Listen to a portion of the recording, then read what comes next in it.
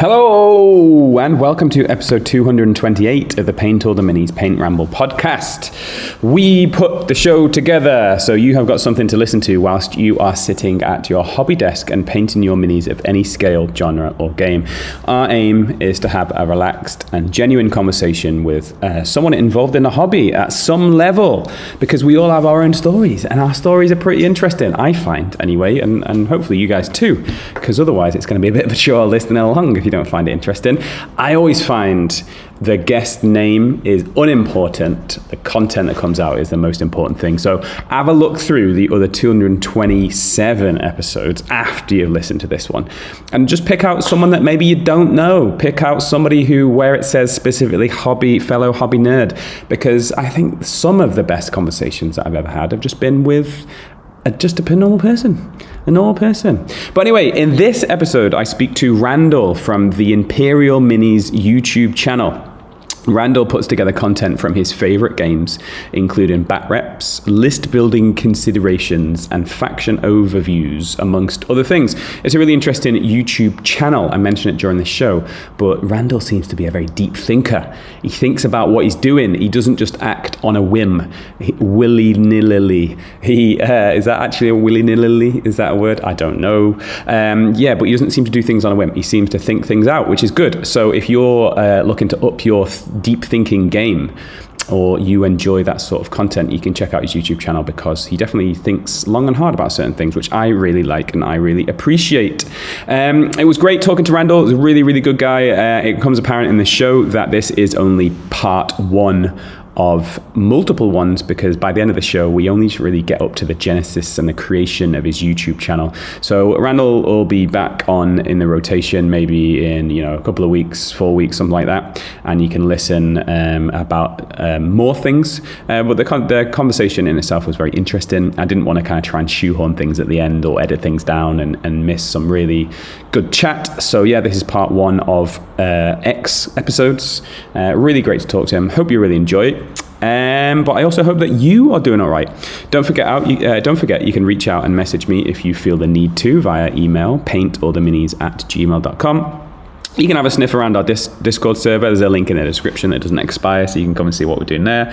Facebook group is getting more active again, so if Facebook, the Book of Human Faces, is your thing, you can check out that. And not going to say guarantees, but it's spooling back up. It's speeding back up.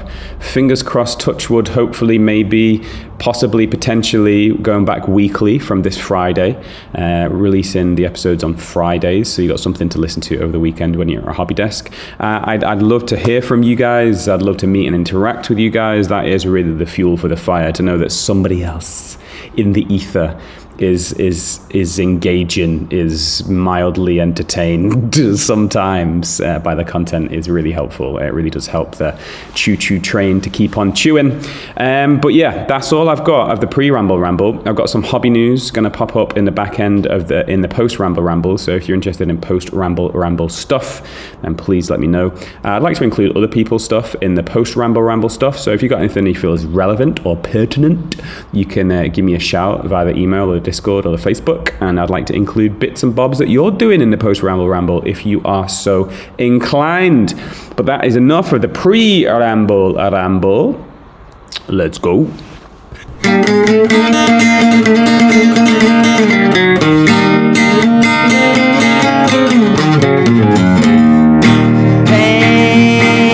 all the minis. Paint all the minis that you can. And when you paint your minis, listen to that podcast with Dan Adams, that is.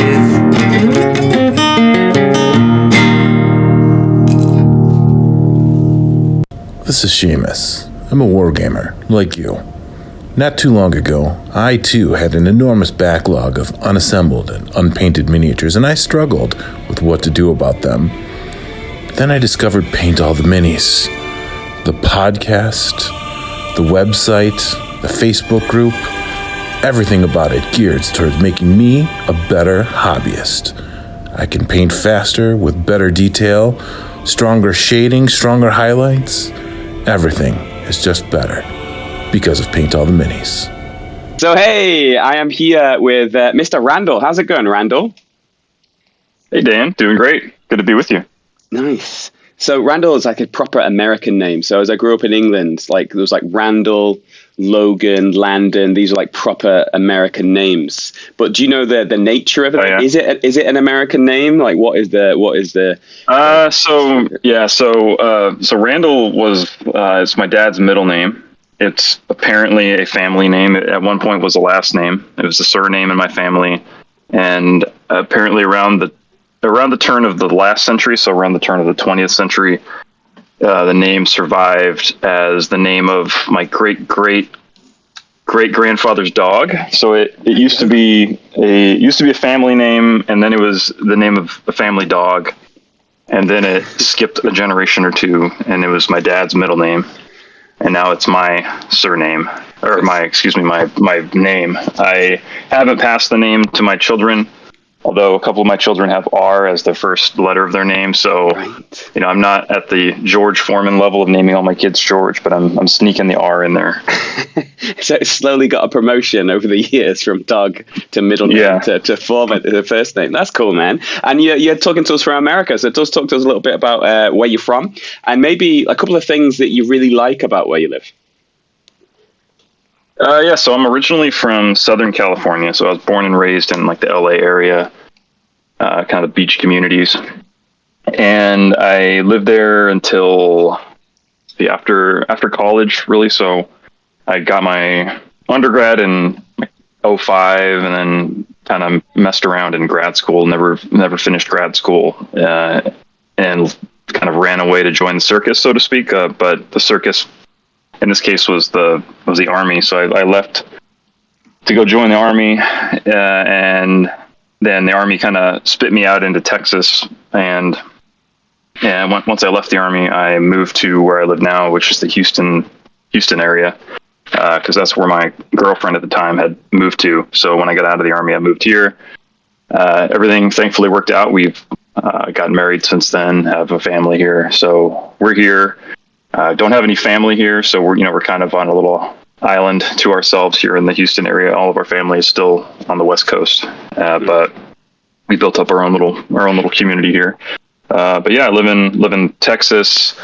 One thing I love about Texas, I guess, is the kind of the sense of pride of being a Texan. It's great to love where you're from, and the cost of living here is definitely a lot better than it would be if I were still living in California. And we still go back to California at least once a year, usually twice a year if we can. And we love it there. I think if the cost of living wasn't so crazy, we'd want to still probably live there if we could. But it's just insane. You go from paying $2.50 for gas in the Houston area, and you go back to California and you're paying like $4.50. It's just, it costs you $100 to fill your car up. It's insane. So, What would be a Texas drink if you had to pick like a Texas drink? What would be one of those? It's something that I, as a Californian, do not like, but it would probably be sweet tea. So it's tea with a ton of sugar poured into it, which whenever I order tea here, I always have to say unsweet tea, because if you say tea, they'll usually give you sweet tea, and I can't stand it. And they'll say, get out. We don't serve that sort of tea here. It's like, where are you from? California. Not around here. And what would be a Texas food if you had to pick one of like quintessential Texas food? What would it be? Easily barbecued brisket, probably. So beef brisket, I would say. Texas is very well known for its barbecue. Other parts of the country would argue that they have the best barbecue, but I would say I've tried other barbecue in other parts of the country, and for my personal taste, I like the Texan style of barbecue better. It's not as sweet. You go to like Kansas City, and I think their barbecue is a little sweeter. Texas is, for my money, the best barbecue in the country, and that may lose me some YouTube subscribers to say so, but the truth must prevail. So there it is. That's a really nice segue. So you obviously are involved in creating content, and you've got a YouTube channel called Imperial Minis. So talk to us a little bit about Imperial Minis, what it is, what sort of content you create, and what your intent is with it. Yeah, so I have a YouTube channel called Imperial Minis, and it kind of started. Well, the YouTube or the Imperial Minis brand, so to speak, started off actually as the name of my Etsy store. So early in my wargaming hobby, I started doing some commission painting, and I needed a name for my commission painting site or whatever on Etsy, and I was playing Star Wars Legion at the time, so I'm like, I guess Imperial something, and I just made it Imperial Minis. It was pretty generic sounding, so I wasn't feeling particularly creative with the name, so it was called Imperial Minis, and then eventually I got into A Song of Ice and Fire and started producing content after about a year or so of playing A Song of Ice and Fire. Mm-hmm. I always kind of thought about creating content, but never really kind of took that dive into doing it. So yeah, I have a YouTube channel, Imperial Minis. I kind of put out mostly battle report content, but I've done a lot of other types of content also, like just topical videos. I've done some Moonstone content, just kind of whatever tickles my fancy, really. I didn't create the channel to be A Song of Ice and Fire specific. It's a channel that's supposed to just focus on whatever I'm into at the time, and I think part of the generic nature of the name of it kind of lends itself to the channel will follow whatever I just happen to be playing. So I intentionally didn't make it, A Song of Ice and Fire source, or I didn't tie it to one kind of game, because I wanted it to just follow whatever it was that I was interested in.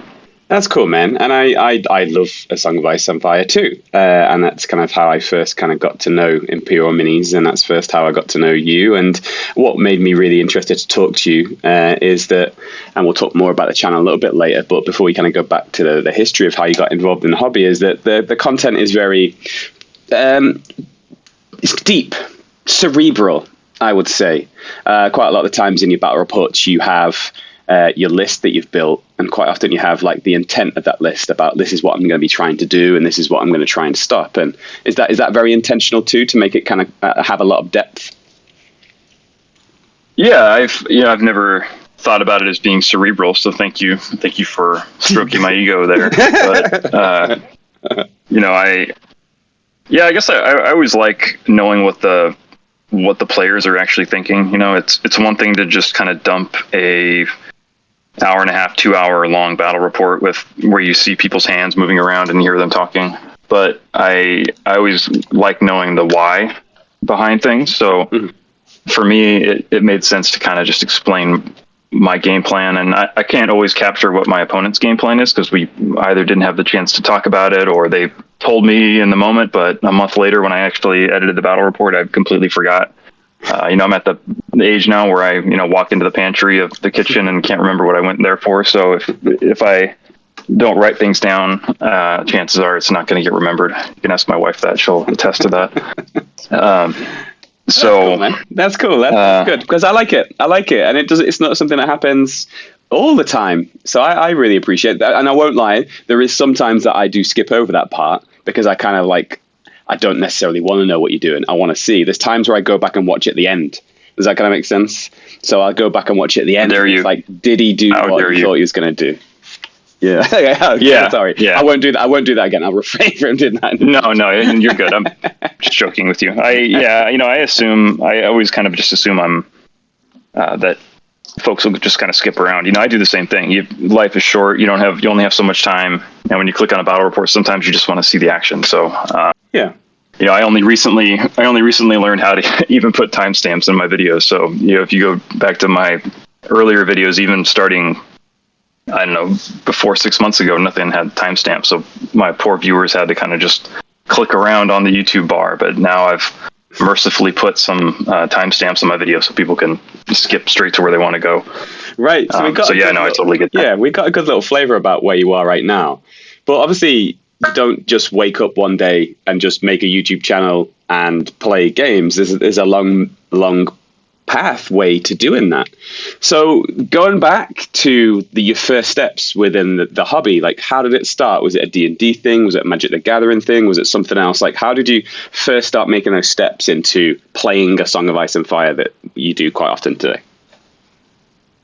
Yeah, so it's kind of a long journey, and actually only a recent journey for the wargaming side, actually. So when I was a young lad, I was into scale modeling. So, I've always been into history. I've been a big history buff. My undergraduate studies were in history, and like I said, my graduate studies before I left to join the circus were also in history. And so I started off doing scale modeling when I was probably 10 or 12 years old, and painting tanks and planes and that kind of thing.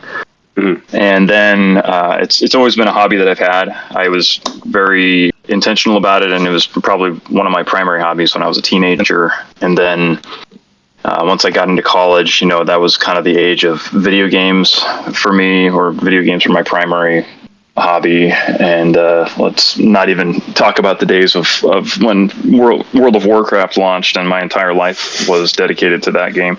Well, let's put a pin. Probably single-handedly. Yeah. But let's put a pin there, because I would like to talk about World of Warcraft, but I'd like to go back to, you mentioned scale modeling. So can you remember your first 1/35th scale or 1/56 scale model? Can you remember your first one? Like, who got it to you? Who got it you?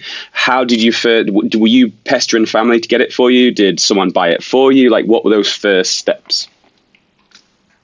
Yeah, so it was probably a kit of like Tamiya 1/35 scale infantry or something. I'm guessing it was, because I bought, or was probably more accurately given boxes of infantry by like my dad, or we go to a model shop. And I remember there was a model shop kind of near where we lived that was kind of in the shadow of an old like a Lockheed Martin airplane factory or something, and it was staffed by a bunch of old retired air industry guys who, one of these shops where they open a shop just to kind of trade old war stories, and if they have a customer that comes in that actually wants to buy something, they'll just kind of grumble at them and put up with them. So we'd go there occasionally. I'd buy some minis or a tank or two. So probably my first kit was like a infantry, like 1/35th scale infantry, and I didn't start off even painting them, just assemble them with non-toxic rubber cement. And then I remember I wouldn't even know what to do with them, so I would just set them up on my parents' carpet and shoot them with rubber band guns, set up little battle scenes, and then lay prone on the floor shooting them with rubber bands and stuff. And so probably like a 1/35th scale infantry box. Did you ever get into it? Did you like was it always just the play, or did you get into it and you're like, I'm going to paint this properly, I'm going to take my time? Because you mentioned commission painting, which we'll get to eventually, but like, how serious did the paint become then, or was it not? Yeah, I think as I became a teenager, it became a little bit more serious. I was trying to be a little bit more accurate with how I painted. I would never say I was a great painter at that point in my life. Certainly, I eventually got an airbrush. That was probably a big game changer for me. So I got an airbrush maybe when I was 16 or so. The airbrush I use today is actually the same airbrush that I got when I was a teenager. It's like a Tester's Aztec airbrush. I still have the VHS cassette tape instruction manual on the how-to video on how to use it. I don't have a VHS player anymore, but I have the tape still if I ever want to take a refresher on it. And that's still the airbrush I use. But I would airbrush my tanks and all that. I would probably get through making them a lot quicker back then than I do today. But I had great fun, and was it just a youth thing? You mentioned there about doing it kind of in your teenage years. You mentioned 16, so other people at that time are maybe concentrating on trying to be, in the high school football team, or trying to be, the big muscly guy doing the wrestling championship. So like, how was that? Because that was still Southern California, right? So how was the hobby seen in that area, and was it a popular thing? And how did you have a bunch of friends that did it too, or was it just something you did, behind closed doors? Yeah, that's going to be a no, and a no. So I was not on the football team, not a cool kid, did not have friends that were into it. It was just my thing. And it wasn't, I don't recall even talking to people about it. It was just kind of my little hobby that I did. Yeah. It was, I would say, probably more like a me and my dad kind of thing. You know, my That's cool. dad is always a huge history buff, so it was just kind of a me and him kind of thing. He wouldn't build them, but you know, it'd be like I'd build them and talk to him about them, and then we'd also do like train layouts. So you know, in our garage we had like a big train layout that we would work on. So that was kind of another aspect of the hobby, I guess. But yeah, no, it was always just a me thing. I never had friends that were into it. Yeah, I mean, the closest kind of hobbying thing that I did socially was probably getting into like the early days of Magic the Gathering. Did that until high school, probably. So you do that as far as miniatures. Yeah, you're doing that at the same time. So you're playing Magic the Gathering at the same time as you're doing your you know, scale models. Yeah. Okay. That's cool, man. So the general kind of trope is that, you know, you do it as a kid and then you kind of go away to college and it kind of drifts. Would that be typical of yourself, or is it something that's always remained the same? Yeah, I would say so. It drifted during college. I don't think I did any scale modeling really while I was in college. I would say it wasn't until maybe 2010 maybe that I kind of picked it back up. This is while I was in the Army, just kind of off on my own. Still very much not a social, social butterfly out there. You know, after work, I would just go home and be home for the rest of the night, enjoy my bachelor time, you know, with my my one sofa, my one set of silverware, my little hobby table set up. And yeah, I kind of just picked it back up as, you know, as a young professional, I would say, and just repurchased all the paints I needed and kind of just really picked up where I left off. And I think when I picked it back up, I try to be a little bit more serious about it, you know, doing more research into the techniques and things. What was it that made you pick it up again? I don't really even know. You know, I can't really put my finger on it. I think maybe just the fact that at that point I was in the Army and just had an interest in, I think at that point, more than anything, I had an interest in recreating things very realistically. So, you know, back when I was a kid, I did my best to paint things, but I just kind of flat paint on them. But I think when I reapproached the hobby, I did so from the side of really wanting to respect reality as much as I could. Mm-hmm. And especially since at that point in my career, you know, I was around vehicles that I would be painting the actual every day. So I really had a more of a daily touch point with those kinds of things, and could, you know exactly where grease would build up and would know, oh yeah, you know, this kind of vehicle, it's never going to rust. If there's a spot of rust on it, they would have cleaned it off, or, you know, dirt accumulates in this kind of area. So I guess I approached it from a much more technical aspect at that point in my life. That's cool. And so you back into scale models. So is there a particular scale model that you did as like an older adult that you were really proud of, or is there a success story that you can share with us, something that you really enjoyed? Yeah, so I think once I got back into it, I painted a couple of 135 scale armor vehicles and infantry, but then I found out that there was a 148 scale, that Tamiya made a 148 scale set of tanks and vehicles, and that I really fell in love with that scale because it's small enough that it doesn't take up a lot of space, small enough that it doesn't take forever to paint, but big enough still that it has enough detail that you can really reflect kind of a, you know, you can make your vehicles look really good. It's not just the detail isn't just lost to small scale. Mm-hmm. So let's see, I'd say I did a like a big Russian World War II tank, like a KV-2, I think it's called. It was really fun. I think at the same time, actually, I started playing World of Tanks, the video game, and I think maybe that also got me back into it a little bit. So I think that the timing may be similar there. I got back into armor modeling also because I was getting into World of Tanks, so I was kind of living tanks in my real life a little bit. Mm-hmm. And then in the video game life, and then I was, you know, putting them together and you know, painting them. So I think then I also did a model for a guy that I had served with, where I did a diorama of a vehicle that he had been a crew member of. And I remember when I had served with him, I talked to him about making him a model, like such a model. And then time got away from us. We both moved on to different units and different things. And but it always stuck in the back of my mind. And I knew I was going to cross paths with him again. Like he and I were going to be in the same city at the same time, in 6 months or something. So I made an effort to fulfill my promise and put that vehicle together for him, put that diorama together for him. And, I hand carried it on a plane and took it to him.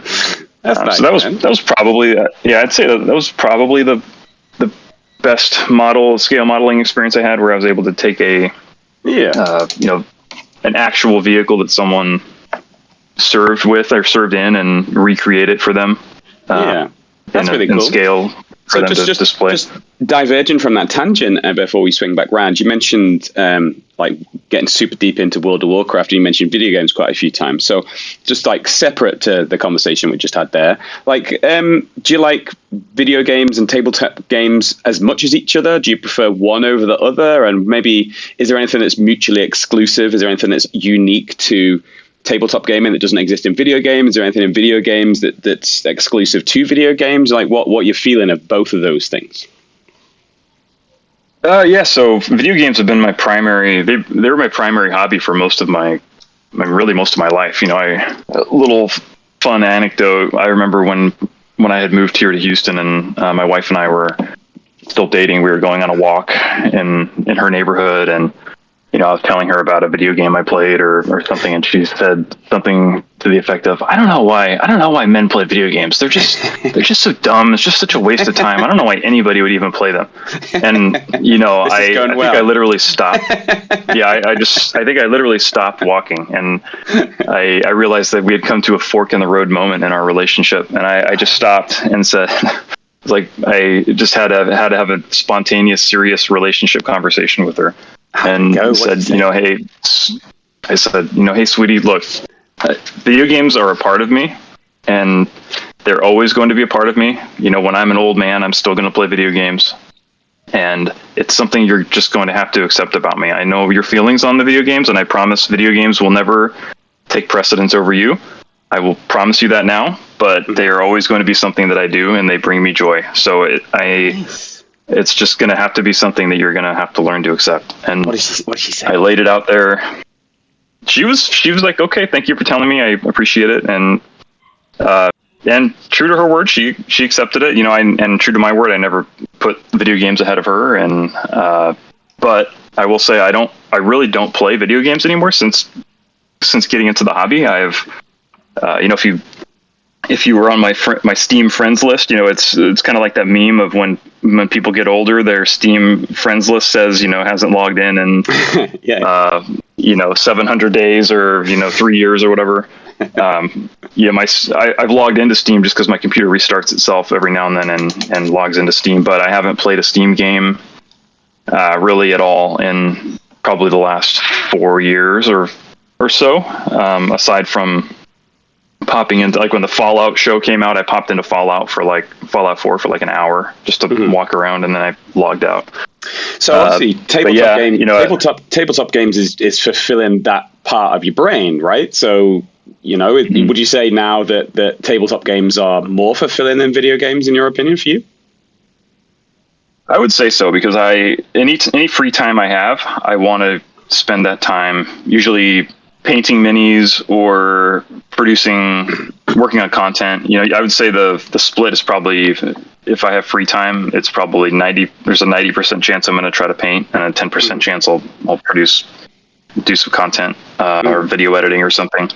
So it's definitely, for me, filling the same role. And I know I feel more fulfillment from the hobby than I do from video games. Video games give you that initial, like, dopamine hit of doing stuff and seeing flashing lights and accomplishing little goals, but at the end of the day, after a day or two, it's like you don't even remember what you did. So you just think, like, what did I do? It's like waking up from some sort of a bender or something. You did something, but you don't know exactly what you did. you can't like hang your hat on anything that you did. But with the minis, every day I go into my like if I'm working from home, I can go into my office and look at my cabinet of all the minis that I've painted and all the stuff that I've assembled, and I can feel a tangible sense of accomplishment looking at that. And you can't really get that from video games. At least I've never got that from video games. Like I'll think, oh yeah, in that campaign I destroyed this empire, but it's just that was like a fleeting accomplishment that's just gone. It's in my memory, but it's not something I'm really going to remember long term. But every day when I walk into my office, I can see, oh, look at the progress I've made on my Baratheon army. Like, oh, I'm really satisfied with how these guys looked. Or, oh, look at this Star Wars Legion mini that I painted 5 years ago, and look at how far I've come since then. Nice. So it's a much more tangible sense of accomplishment, I would say. And I since getting into the hobby, I can't go back to it. I will say I'll play like Nintendo Switch games or something occasionally, because it's something I can pick up and put down. And I'm at this stage of life where I have little kids and a family, and I can't really play a video game for hours at a time anymore. So I'll pick up and put down a Nintendo Switch game here and there. But yeah, I just haven't gone back to PC gaming, which is what I used to do. That's cool, man. That's awesome. So let's get back onto the main line then. We kind of left you where you just picked up scale modeling again. You mentioned that you'd picked up, was it 1/48th scale, so you were enjoying that. So how seriously were you taking painting there? Because you mentioned that you were quite serious. You were talking about the accumulation of dirt in certain spots. So it seemed to be like you were very focused on what people would call realism in scale, right? That's what they do for that. Yeah. So did you enter competitions for that? Is it just for fun? What did you do with the minis, and how serious did that go? Like, how deep did that go? Yeah, it was just more of a personal journey. I didn't ever enter into competitions. I did go attend some local scale model clubs. There was like a local scale model club that would meet every month. I would go there and it was just kind of a club where you go and show and tell, and you all sit around and people talk about their models. But I'd go there, and I was definitely even at that point I was in my 30s, and even at that point I was the junior member of those clubs by multiple decades. So I didn't really feel in the same life stage as some of those folks, and they were all nice and welcoming and everything. Sure. But I got it though. Yeah. It was just a little odd. So I just kind of retreated back to my my solitary little cave of doing things on my own. And yeah, I always I really focused on realism. I think that's something that just kind of comes with the scale modeling hobby, that there is this focus on realism.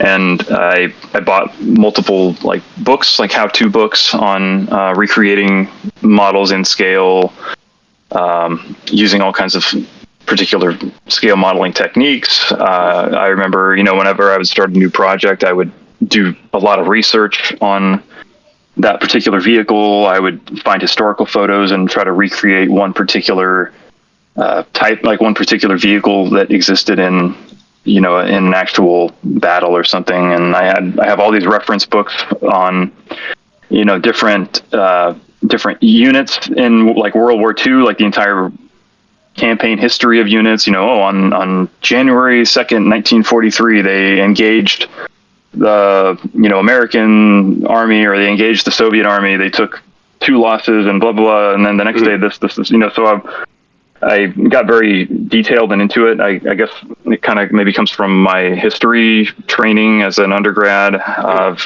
really drilling into details, and just trying to recreate things very accurately in scale, making them seem like they're cemented to the real world. And I think that eventually carried over into my miniature painting, I would say. But yeah, I just got really into it. And then I probably put down the scale modeling for a year or a couple of years after we started having kids. And then the miniature hobby kind of reared its beautiful head a little while after that. We can get to that though. Yeah, for sure. So you kind of said that you were playing video games still at that time. There's scale modeling, and obviously little kids come along, and that kind of goes by the wayside. So, like, how aware were you of this whole tabletop world? Because obviously GW is something that you can't necessarily ignore, but also being a historical fan, you know, things like bolt action and being in Texas, like Texas is a big wargaming state. You know, from me living in America, I know that the gaming environment in Texas is pretty big too. So, like, how aware were you that this stuff was going on, even if you weren't necessarily involved in it before you started getting involved in it? If that makes sense.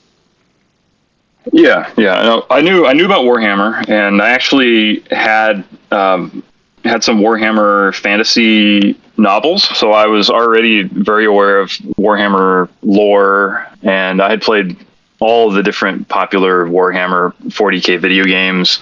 I mean, my favorite video game to play for years was the Total War Warhammer series, so I was deep into that. You know, I'd sunk hundreds and hundreds and hundreds of hours into that, and so I was very aware of Warhammer. I was not aware really at all of things that existed outside of the Games Workshop ecosphere or ecosystem. But I was very aware of Games Workshop, and but the thought of playing a tabletop game to me at that point was like a disgust reflex. So like really? that is not for me. Why? Why? So what was fueling that kind of preconceived notion?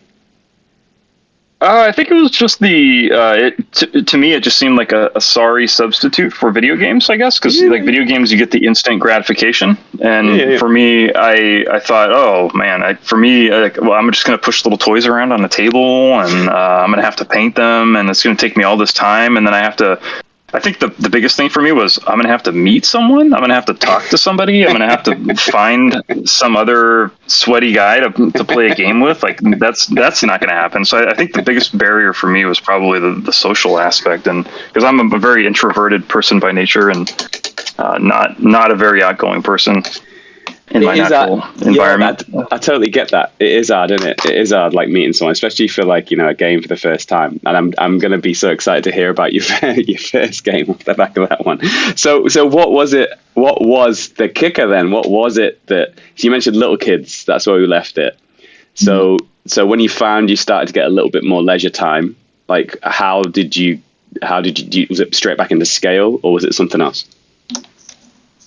Yeah, so I put it down. I put down the modeling for probably I don't know 3 or 4 years between my wife and I getting married, and getting a house, and then having our first son.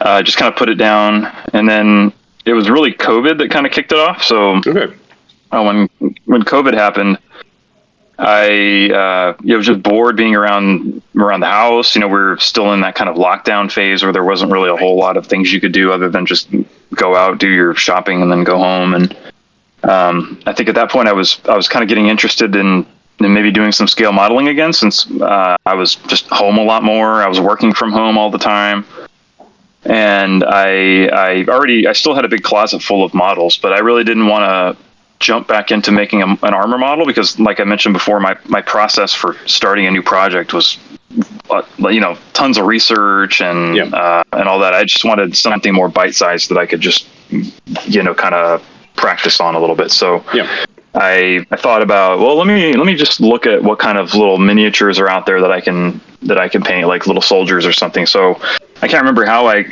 found them, but I ended up stumbling upon Star Wars Legion models. And I settled on a unit of Imperial snowtroopers. So I ordered them and got them, assembled them very quickly, and then I painted them in the same way that I would have painted an armor model. So like my snowtroopers, who, even though I painted them over 5 years ago, I think they still look actually pretty good, because I spent a lot of time making them look really grungy and really like lived in. And so no intent of playing the game at that point. No. I was painting them purely just for display purposes. So I painted them, And I thought, hey, these guys look pretty good. This is pretty cool. It scratched the armor modeling itch because I painted them semi-realistically. I also was able to do a little diorama with them because they all have their own little base. So I kind of made the base look realistic, and I'm like, oh, that's pretty cool. Let me see what other Imperial forces are out there, because I like the stormtroopers because I didn't have to paint faces. That was always like my biggest insecurity when I was painting armor models, was painting like the crew members. Okay. So I'm like, oh, let me see. Okay, I think I found some stormtroopers next or something, so I got those. And I was aware of the video. I was aware of the tabletop game of Star Wars Legion, and I looked up some YouTube videos and still just thought, oh, this is not for me. This just looks too slow. You have to roll dice. You're moving these little toys around on the table. You're having to deal with some other person. And so I still convinced myself this was not for me. Mm. But I went along painting some more boxes of minis. I think I had a few boxes of minis painted eventually, and I think it really clicked for me one day when at this point I was still in the Army Reserve at this point. I wasn't on active duty, but I was in the Army Reserve, and I think when COVID started, I was actually out of the Army Reserve. But I was still in touch with a couple of friends from the Army Reserve. So I was talking to one of my friends who was still in the Army Reserve, and I was like, hey man, I just started painting these minis for this game called Star Wars Legion. Have you ever heard of it? And anyway, I don't remember exactly how the conversation went, but I had, in talking about these minis and sharing pictures of them, I had recruited him into Star Wars Legion. And between the two of us, we were like, oh yeah, I think he had some previous wargaming experience or D&D experience, which I had none.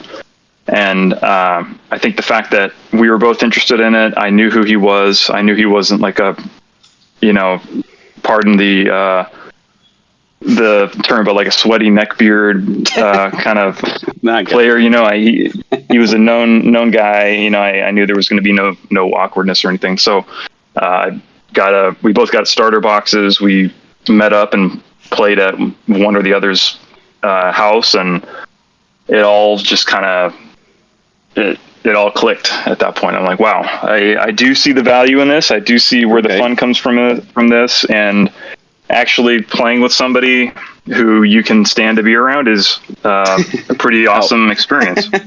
Oh, sorry.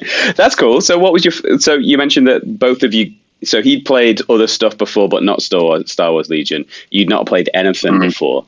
So can you vividly remember those first formative steps and formative games? Was it a struggle? Was it kind of like a pain, or did it just click kind of naturally because of your video game past? No, it all clicked pretty naturally. I mean, we kind of stumbled through the rules a little bit, but when I get interested in something, I kind of throw myself into it. So as soon as it clicked for me, I just started like voraciously consuming content on the game. I remember some of the first YouTube videos I saw on it were some of the ones you had on your YouTube channel. You had some Star Wars Legion battle reports, I think from the War Corgi channel. Yeah, nice. I think you had him on there, and I saw some on your YouTube channel, and just really got interested in it. Started diving into list building and all that kind of thing, and then he and I would just schedule games with each other every couple of weeks, every few weeks, and at first we just had an empty table with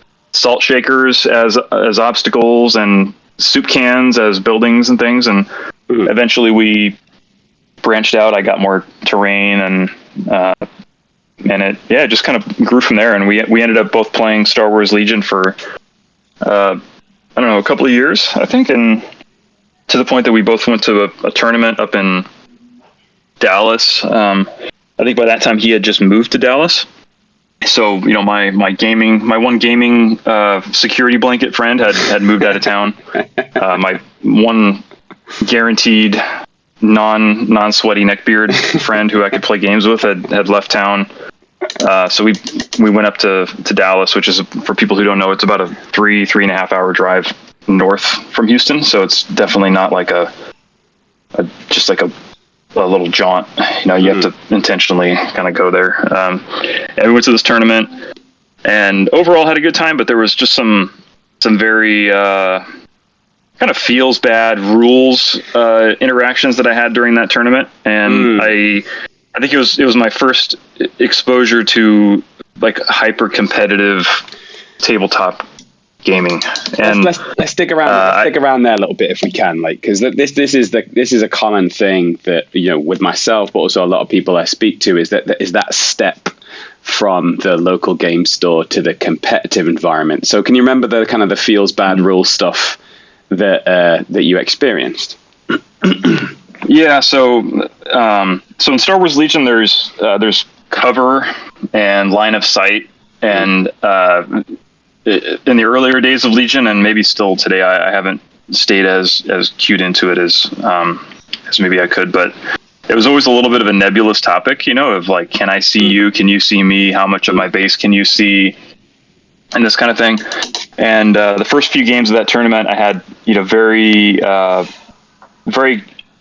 very good players who were also very friendly, also acting in good faith, and there was kind of a mutual extension of grace and understanding a little bit on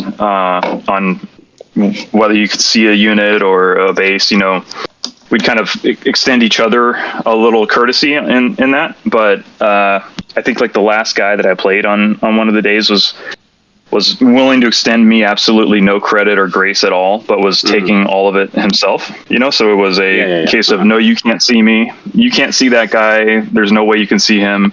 But, oh, by the way, I can see your entire unit because I can see the tip of one of your stormtroopers' toes. So I can blow your whole unit up or some stuff like that, Yeah. And after 5 or 6 of these interactions in the game, I was just over it. So it was, I just, at that point, I just kind of was like, dude, you do what you want. I'm already mentally checked out of this game. You can just go ahead and play with my toys and do what you're going to do. What did he say to that? Or how did he respond to that because calling that out, like you verbally called that out, that's pretty big. The easiest thing to do is just kind of be like, okay, yeah, whatever, just have your way, and I'm just gonna like check out of here mentally, but I'm physically still. So when you challenged that, well, not necessarily challenge it, but when you called that verbally, like, what was the response from the guy?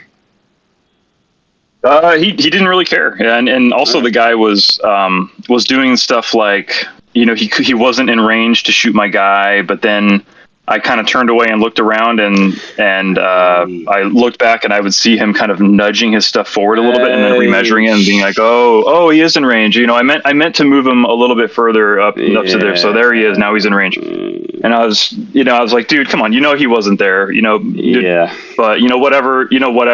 Let's just go ahead. Yeah. I could tell from the game so far that it was just going to end up being just an uncomfortable game no matter what, and I was over it. I was there just as a casual player. I wasn't there to try to win this tournament. I was there just to have fun, and more than anything, I was there to just like enter into like the painting competition and then just have fun, because for the whole time that I had been in the hobby to that point, and even still, really, I take more pride in the painting side of it than I do in the playing and competitive side of it. Yeah. So I was there more just to have fun, play some games, and put my stuff into the painting competition and see what came of it. And but well done, after that, calling it though, calling it out, just registering it, even though you're not going to flip a table or you're not going to stomp off or you're not going to make a big thing of it. I think if more of us called that for what it is, I think maybe potentially there'd be less of it, I think, but I've been in a position of both. I've been in a position where I've called stuff out, but then equally I've been in a position where I've not called stuff out. It kind of depends on whether I believe that there's going to be a positive outcome or not. It's like, well, if I say something, how likely is it there's going to be a positive outcome here or not? And if I think there's going to be a positive outcome, I'll call it. If it won't. But more power to you. Well done for calling it out, man. That's really, really good. And so, yeah, you talk about the painting thing. So you mentioned snow troopers, you'd mentioned shore troopers there. So you mentioned about being more interested in the paint side of things. So was there a painting aspect to that tournament, and how did that go?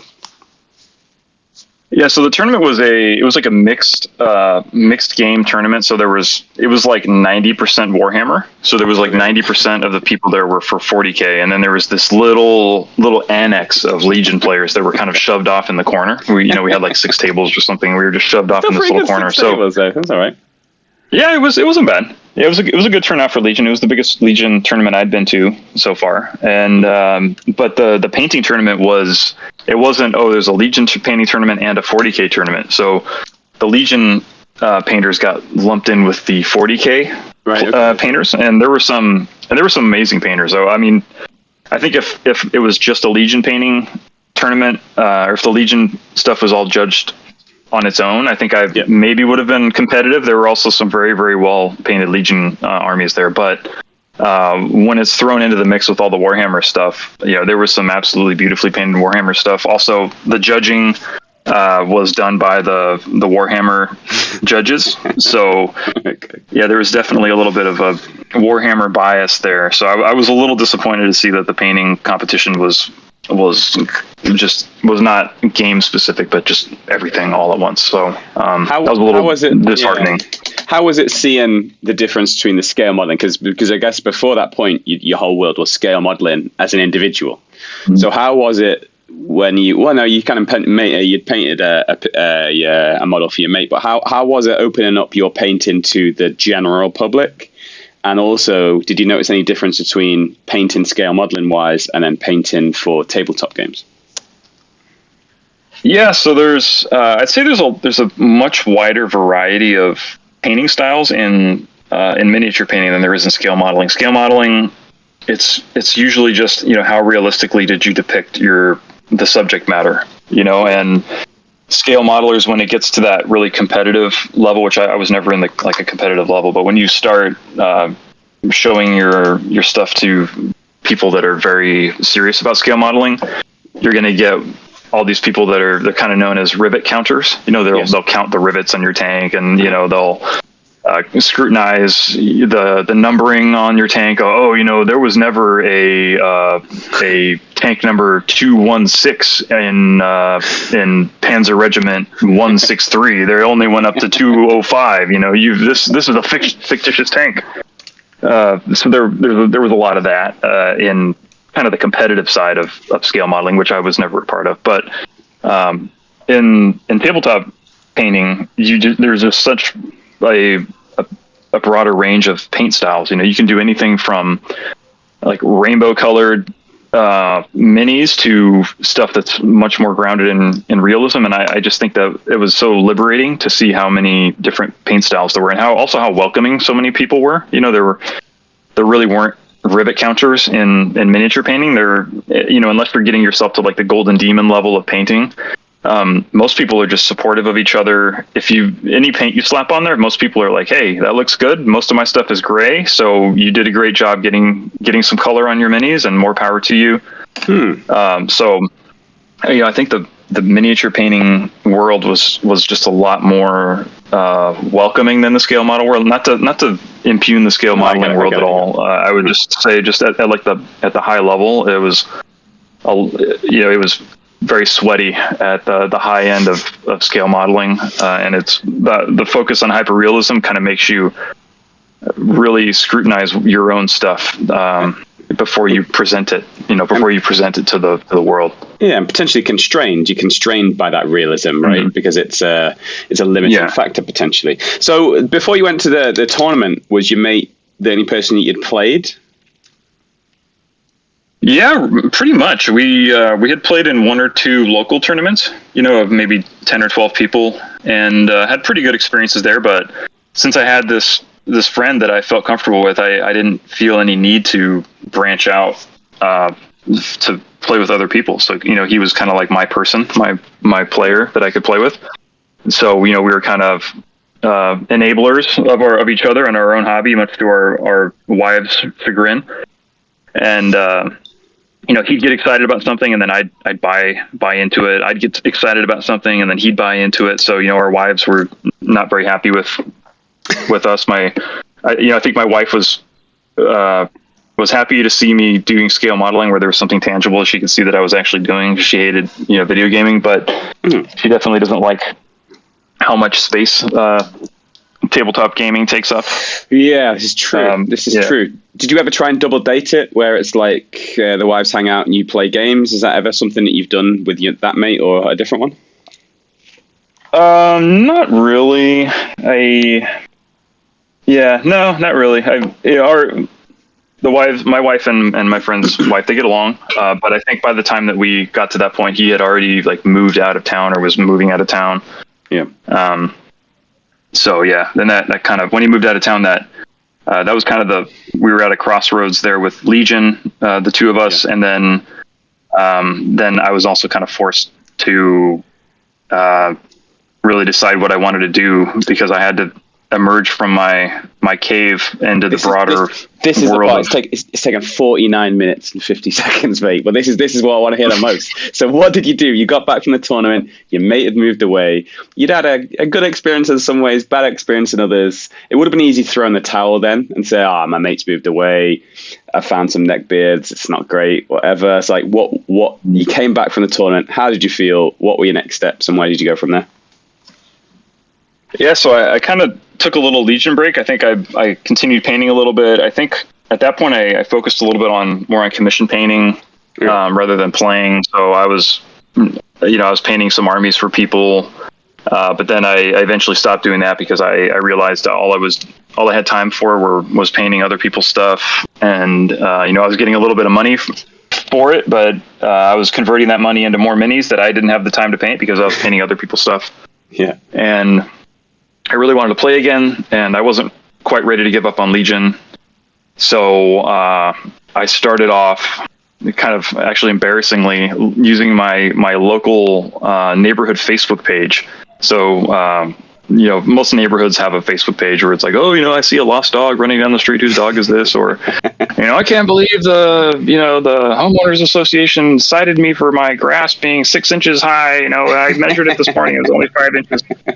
So I went on there and I posted pictures of Star Wars Legion, and I thought, surely there's got to be some other middle-aged nerdy guys with. So I went on there and was like, hey, is there anybody interested in learning how to play this tabletop game? It's called Star Wars Legion. It's really fun. And the only, I got lots of thumbs ups, which, is like that meme of somebody sticking their hand out of the water drowning. And yes. Somebody's hand comes down to grab them, and it just gives them a high five as they drown. So I was getting lots of high fives on my post, but the only comment I ended up getting was from a grandmother saying that she thinks that her grandson would like to play the game. How much does it cost? Like, how much would it cost? Long story short, she thought I was selling action figures, and she wanted to buy some for her grandson. Right. So that was a giant fail. So I retreated back into. No, but that's big though, because that was my first step of putting myself out there. How did you feel? Because you mentioned being quite introverted and not really liking hanging out with different people, and video games is good because you don't have to interact. So I mean, dude, throwing that out there publicly was pretty big. So how did you feel when nothing came back? It was a little disheartening. I had our realtor lives in the neighborhood, and he texted me and he's like, hey, did you get anybody interested in playing that game? And I was like, no, just some guy's grandma, that was it. And he's like, oh, okay. And that was pretty much where it ended. And I think I took some time. I took another couple of months or something, and I don't think I ever played Star Wars Legion again. I haven't played Star Wars Legion since then. It's still a game I would like to return to. It's a game I also eventually want to play with my kids, because I think it's a natural game that young kids would be into. But I think during that time I was kind of looking at other stuff, and I bought a bunch of bolt action minis, assembled a ton of them. Okay. Didn't paint them yet. I got really into buying up Warhammer Quest games. I definitely didn't want to get into 40K and didn't want to get into Age of Sigmar. I just didn't like the. Why? I didn't like the GW business practices, really. I didn't like how expensive the minis were. I also just didn't particularly like the rules. I've watched multiple battle reports and rules videos, and they just always seemed too clunky for me. And also just the community that I had been exposed to just from playing Legion a few times at local shops. They were just too I'm going to lose subscribers here. They're just too loud and annoying and too sweaty. So I just couldn't see myself enjoying playing the game with the Warhammer players that I had been exposed to at that point. And again, I apologize to all those. No, it's your personal folks. preference, man. It's not about apologizing for it. It's your standpoint, it's your viewpoint. And if people can't take that, people can't understand that, then don't let the door hit you on the ass on the way out. If that kind of makes sense. It's like everyone's got different preferences. Everyone's got things they like and dislike. And I think you've mentioned this in your videos quite a lot of the time when I've heard you talk about different games. I think there was you were talking about why. Warhammer Old World players should maybe consider A Song of Ice and Fire, and I think you mentioned that in your prologue to it. It's like you're not talking positively about this in detriment of anything else. You're basically just effectively saying this is not for me from what I've seen, and that's totally fine. That's just acceptable. I've got a lot of friends that love 40k. Got a lot of friends that love Age of Sigmar. Like, I personally don't particularly like Age of Sigmar because I know it's changed now, but when I last had a conversation with a friend, like, each weapon within a unit in Age of Sigmar had different ranges. So I needed to know out of my 12 guys what range this guy's axe had and what range this guy's whip had. And I just found that, like you said, really clunky because I have to really remember, like, just having different ranges of melee weapons was just like, what? And then it's like, if my whip guy is at the back, is he even going to be able to reach? And yeah, he can, but I don't know. It was just, I'm on your side. It's clunky. But I think maybe the fact that maybe because I got into Legion as my first Warhammer, or as my first war game, that kind of set the bar as like the maximum crunchy level that I was willing to tolerate, So Legion is a pretty streamlined game, and it doesn't have too much of that. This mini has this weapon, that there's a little bit of that, but not a ton. And you're not putting together an Excel spreadsheet to figure out what your army composition is, and your officer doesn't have 15 different pieces of war gear and stuff. Yeah. So I think I was looking for a game that was a little bit more streamlined, and then I kind of came upon A Song of Ice and Fire. I think I was first exposed to it by Scott the Miniacs video, where he had talked about this new game he was playing or something, and I saw that video and it just kind of blew my mind. I was just amazed by it, and I think I even though my friend who I'd played Legion with was living far away in Dallas, he was still in the Army Reserve, and his unit was still here in Houston, so he would drive down like every month, and he would crash with us. So he would, I got him into the game, I got into the game, and then every month he would come down, or almost every month he would come down, and we would start playing A Song of Ice and Fire together. So even though he had moved away, I was still playing with him occasionally. His visits became more infrequent as he started building his own family and stuff. But yeah, we both jumped into the game just head first, and haven't looked back since. So what was it about the game that appealed to you, and what did you first pick up, and why? So I think it wasn't a historical game, but since A Song of Ice and Fire is grounded in kind of a low fantasy, it was historical enough looking and historical enough that it wasn't high fantasy of elves and dwarves and things. So I think it appealed to me also because the A Song of Ice and Fire world is very dark. It is very gritty. So I knew I wasn't going to be painting super bright colors and stuff, and I could kind of apply my realistic, lived-in kind historical thing, painting philosophy, into it. So I think that really appealed to me. I was a big Game of Thrones fan. I had read most of the books at that point, and I loved the lore. So yeah, it just kind of ticked all the boxes. And then watching the Scott the Miniacs video, it just looked like it had so many fun mechanics. Like the tactics board was such a game changer for me. It was just such a cool mechanic. And then the tactics card. So it just had so much going on for it, and it was simple enough in its base rules, but complex enough. It was easy game to get into, but a difficult game to master. And that gets banded around a lot, doesn't just, it? That's get banded around a lot, isn't it? Yeah. And that's usually used as a strap line for many games that I watch videos on, or I kind of read blogs or different things, like, easy to get into, hard to master. But I don't know if that is actually true for a lot of different games. And the reason why I was interested in A Song of Ice and Fire is that I was similar to you, as playing Legion. And what I really liked about Star Wars Legion is that Darth Vader did Darth Vader stuff. And if you did Darth Vader stuff, you played better. Yeah. And then if you did Luke Skywalker stuff, you played better. And I really enjoyed that. And I think that Star Wars Legion, for me, although it might potentially be changing in the future with different editions and things, it was like a hero game with a supporting cast. And I really enjoyed that. I thought it was fantastic. And then I kind of saw similar things with A Song of Ice and Fire, where it was like, I actually got into the first Kickstarter back in, 7 years ago, because it was when I first came to China, when I first started living in China. And it was like, it was waiting for me when I arrived. And it was a similar thing. It was like, Lannisters do this stuff.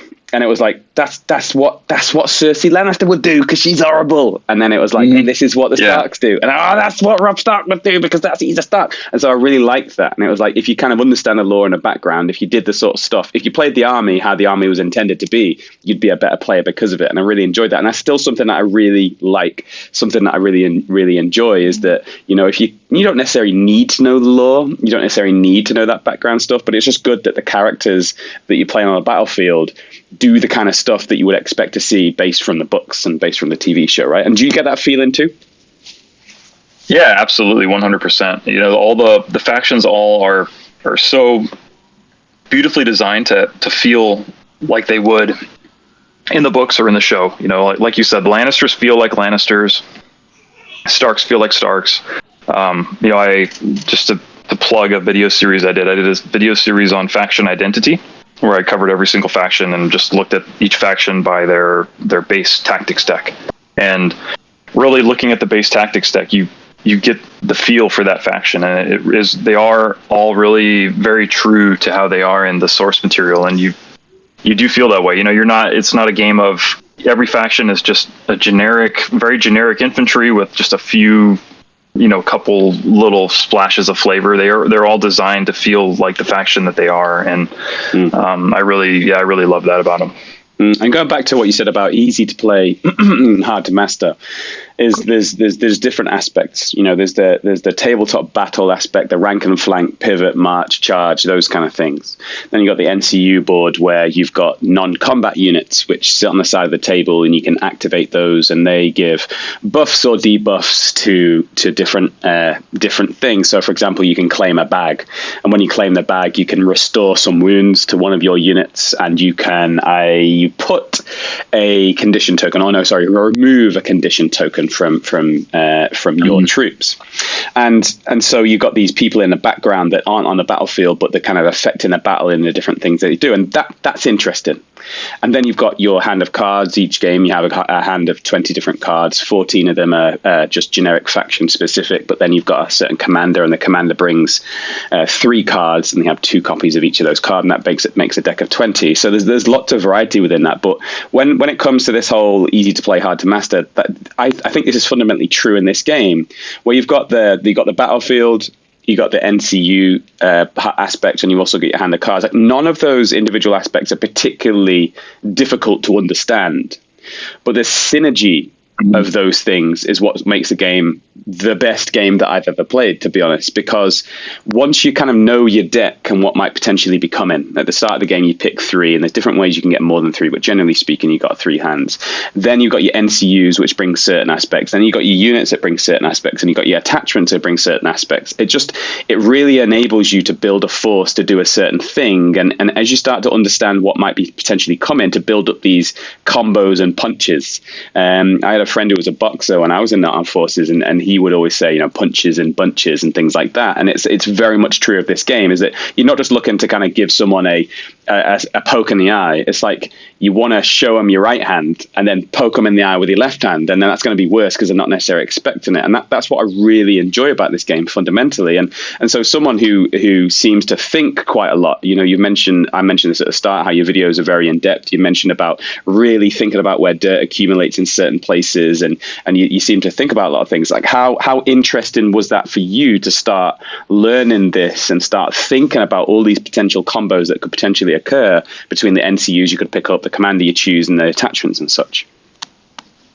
Oh yeah, it's huge. I mean, the synergy potential for this game is one of the things that has kept me just loving this game so much from the start. You know, there's just so many different units that interact with each other, and like you said, there's the non-combat unit aspect of the game and the combat unit aspect of the game. So it's not just a matter of which unit synergizes well with, you know, which cavalry unit synergizes with which infantry unit. It's, you know, does Tyrion Lannister, you know, what can he do for my army, and what can Catelyn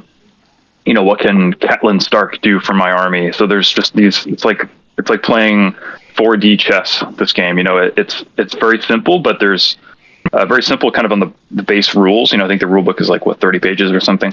Yeah. But there's just so many different layers of strategy and synergies, and I'm just a massive synergy fan. Like any game that has all these different little things and like these operating systems, I just love it. Like I don't know. Hopefully, we'll have time to touch on it. But the other game I played, Moonstone, has similar stuff with the all the different keywords the different units have, and the ways that they interact with each other. There's just like a seemingly infinite amount of synergy between units in A Song of Ice and Fire, and ways that you can build lists in very interesting ways.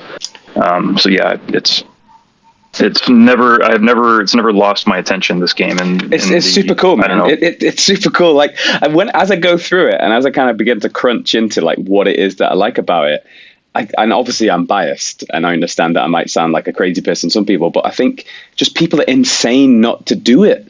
And especially when I hear about the AOS and the 40k crowd, and again, don't get me wrong, I'm not criticizing it, but a lot of people I speak to that play 40k or AOS, they say that, yeah, I'm like, why'd you play it? And they're like, oh, well, you know, it's if I want to play, I've got to play this because this is the only thing that people are playing. And I'm like, I get that, but try this, just try it. And so I even went to the extreme of buying like, continuing with demo forces. So I got the original Kickstart with Starks and Lannisters, and just continued to build those up. So I had demo forces, because then it was like, I'll go and play 40k or I'll go and play AOS just to kind of get that relationship. But then as soon as we maybe fancy a little bit of a breather or a little bit of a change, a little bit of a rest, I'll throw this out there. And there's not anyone that I've showed A Song of Ice and Fire to that's gone, don't like it, it's really bad. Pretty much every single person has either said, yeah, it's really, really great, but I just don't want to get into another game now, or they've gone, it's really, really great, and then gone and got a starter set for it. It's like, dude, just get amongst it. You know, it's brilliant. Yeah, I've had exactly the same experience. Yeah, I've had I used to do like learn to play game days with this game. I haven't been able to do them recently just because life has been busy, but I'll go to the game store and stay there all day and do demo games with people. And every time I did it, I'd have people walking out of the store with starter boxes and unit boxes. And like you said, it's a game that people may know about or may have heard about, but they don't want to give up their 40k or whatever, or they're too busy. But when you show it to them, they're just like, yeah, that's a fun game. This looks really cool. Or they may have heard about the game and thought it didn't sound very cool. But as soon as you show it to them or they see it on the table, they can't help but admit that it looks awesome, plays awesomely, and it's a really good looking game. Because you can strip away the NCU board, and I've done this with learning games. You strip away the NCU board, you strip away your deck of cards, your 20 cards, and you just play the rank and flank game, and that holds your interest for a couple of games. You know, just the rank and flank charge, retreat, all that kind of stuff holds interest. But we could talk about this till the cows come home. So if you're interested in learning a little bit more about it, you can check out Randall's videos on Imperial Minis, especially the one about why people that play Warhammer Old World might potentially be interested in playing A Song of Ice and Fire. You'll get a really deep dive into that, especially in terms of the cost of entry, because I think the cost of entry is particularly more soft than it would be with potentially other games. But let's take it back to you. Let's talk about the YouTube channel and why the YouTube channel first became a thing. Yeah, so I'd always thought about maybe doing some kind of content. It's definitely not as I've explained before, it's not really consistent with my personality. I'm not a very outgoing or extroverted person, but I've always wanted to, just from the aspect of giving back to the community, because in getting into this hobby in 2020, I've just taken so much from other people, in the community, like from you and your channel, from other folks that do battle report panels, other folks that have done learn to play videos.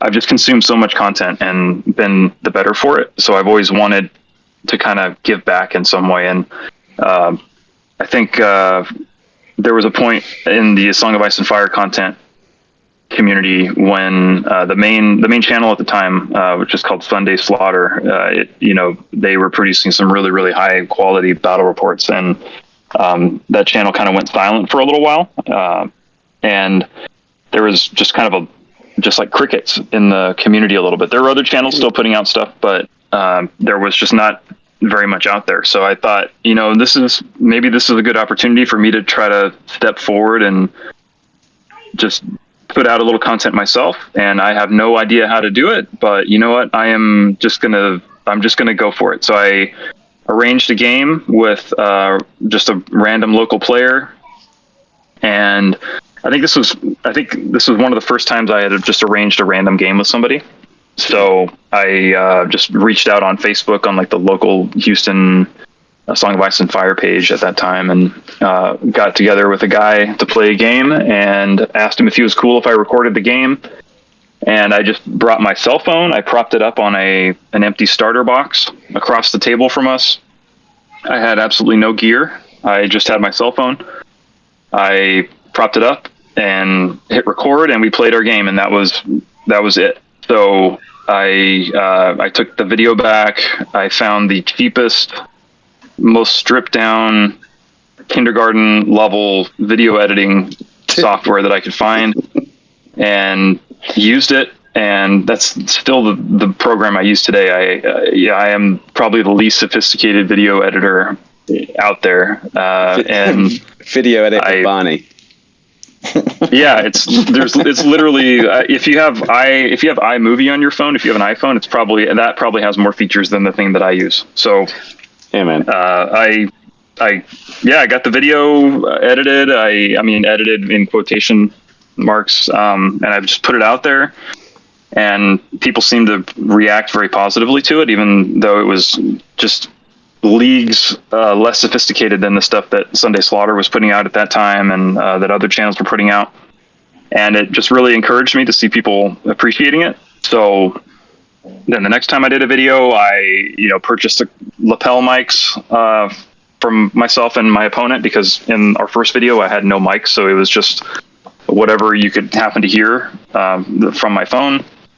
And then that kind of made it a lot easier to hear what we were doing and saying. And really from there, it kind of snowballed a little bit. Maybe then my next video, I bought myself a tripod. And yeah, I've just kind of tried to get a little bit better quality every single time, I would say. I mean, the video quality hasn't changed that much, because up until a couple months ago, I've just still been using my same old, like 6-year-old cell phone. I will say to anybody listening, I did get a new phone a couple of months ago, because my wife and I, we'll get new phones together, so that we can kind of help each other figure out our new phones. And so, we're kind of like Thelma and Louise. When we're going to get a new phone, we're driving off that cliff hand in hand, lock hands, drive off that cliff and get a new phone together. And so I do have a new phone. So hopefully my video quality on my last battle report, if anybody is really paying attention, hopefully it looked a little better than other ones. But yeah, it's still very, very low budget channel. I really don't think much money into the channel. It's still just a cell phone on a tripod, and then my little Barney the Dinosaur video editor, and me putting together lots of PowerPoint slides. Well, let's stop it there. Not that I want to stop it there, but I just want to make sure that we've got the time to dedicate to the individual aspects. So let's put a pin in there. And let's agree to kind of come back maybe in a month or so's time and have another chat where we can dig more into the channel and your intent and your processes and different things like that. But it's been amazing talking to you, mate. It's been fantastic. I feel like we could sit here for the next couple of hours and have a chat, but I'm very conscious of your hard-earned leisure time, and I don't want to outstay my welcome. And so I've just wanted to say, like, thank you for putting that stuff together. It's really, really good. As I've kind of started to learn A Song of Ice and Fire and get playing it a lot, and just try to through osmosis pick up a few more bits and pieces and just connect with a few more people that are involved in this game. I've really appreciated your content, and I really appreciate you taking the time and the effort to put it in. And so you can check out Imperial Minis on YouTube. Is there a website, blog associated with it, or is it just solely a YouTube channel? No, it's just a YouTube channel. I also have an Instagram. If anybody wants to look me up on Instagram, it's Imperial Minis or Imperial Minis Painter. So if anybody wants to follow my painting progress, you can look me up on Instagram. But yeah, I just have an Instagram and a YouTube. Cool. And let's swing by again maybe in a couple of weeks, and we can continue the chat, and we can talk about the YouTube channel as it currently is and your intent for the future. But thanks a lot for your time, mate. We really appreciate it. It's been amazing to talk to you. Thank you. Yeah, thanks, Dan. It was a real pleasure.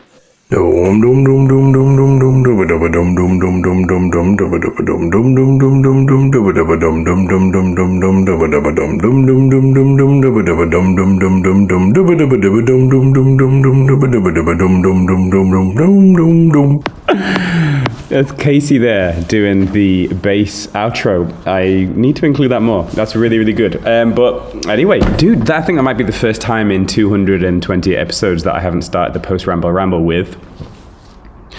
Woo! So that's episode 228 all wrapped up there. I'm not sure if I ever talked about the deal behind. Woo! I think I probably have, but I'll just recap it again. I used to work with a guy from Ghana, and whenever there was any form of mild outrage, not even mild outrage, when there was any form of any potential possible outrage, he always used to go, woo!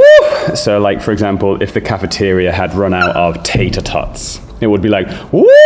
So that's the reason why he's an absolute gem of a character, amazing. And so I kind of took that as my own. I appropriated the little howl there, so that anytime there's any sort of outrage in my house, or anytime anything doesn't go exactly how I plan it to, there's a little woo in there. But yeah, thanks to Casey for making the bass outro. If you're a post-ramble rambler, your artistic license is more than invited. If you got something that you want to add, I'm very fortunate to have a number of artistic and amazing people, significantly more talented than myself, that have got involved in the podcast previously. So Andrew has done the theme tune. Seamus, you hear at the start of every show with his little funny intros.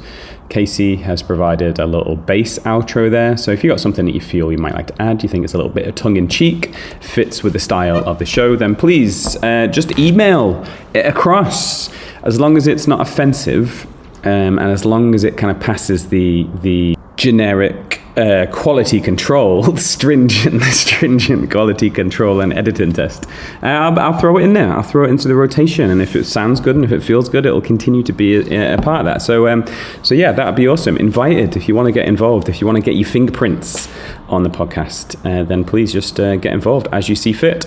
So post-ramble ramblings. I think I left it last time in my post-ramble ramble that I'd stupidly sold my Lannister force, because I just put it onto the equivalent of eBay over here, and it's sold. But when one door closes, another one opens up, right? So I bought Greyjoys. So Greyjoys are the new faction that I picked up. So I sold the Lannister guys for A Song of Ice and Fire. I picked up Greyjoys, but also. The guy who got when I sent the Lannister army across, the guy who got it, he said, "Oh, these are great. They're really good. Thank you for making them." And I was like, "Yeah, I'm a little bit sad that I sold them actually, because I just finished them. It took me a long time to paint them. I'm a bit sad actually. I didn't think anyone was going to buy them, but they did." So he said, "Well, what faction are you interested in?" And I said, "Well, I'm interested in Greyjoys, and I've just picked up Greyjoys." And he said, "What other factions are you interested in?" And I was like, "Well, I'm kind of interested in all of them, really. I'm kind of interested in Baratheons, kind of interested in Martells, And he was like, Baratheons. I want a Baratheon army. I don't have a Baratheon army. He doesn't speak like this, by the way. Or he might do. I don't know. Never actually spoke to him. I only spoke to him via text. But Baratheons, I want a Baratheon army. So I was like, okay. Well, not really a commissioned painter. Don't really class myself as one or whatever. He's like, I'll send you all the units from Baratheon ×2. Just paint it, and then you keep one and just send one back to me. So I was like, okay, yeah, I'll do that. That's all right. I kind of used to do something similar in the US. I think I mentioned it in a previous show, where I would just buy 3 of a tank that I was making for bolt action, and I would paint all 3, and then 2 of them would go on eBay. And I'd keep 1 for myself. And so I'm kind of comfortable with that. I know that it might not be optimal in terms of, that kind of thing. But yeah, so that's why I've been painting Baratheons. You might have seen it on the Discord. You might have seen it on Facebook. You might have seen it on Twitter. But I just finished up painting 4 units plus about 5 attachments and characters over the last week. So what's that, 48? Like 50 plus guys in a week. Pretty decent, okay standard for tabletop. So that's pretty good. So Baratheon is my new kind of faction that I'll be doing. So that's all right. That's an okay exchange, I think. Maybe, possibly, seeing as I'm kind of painting anyway. And he also subbed me some money for painting materials as well. So like he gave me some money for primer and tufts and various basic materials and different bits and bobs. So I'll see how that goes. I had my first game with them over the weekend. And they were all right. They did okay.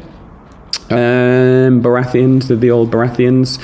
So yeah, that's what I've been doing hobby-wise. I'm very, very interested to know what you're doing hobby-wise. You can give me a shout on all the things that I've already mentioned before. I think that's enough of post-ramble stuff. I don't really have much else that's going on. I'm booked. I've got at least 2 podcasts booked in to be recorded for the next 5 weeks, I think, up to the mid to late April. No, that's more. No. Mid-April, so all of March.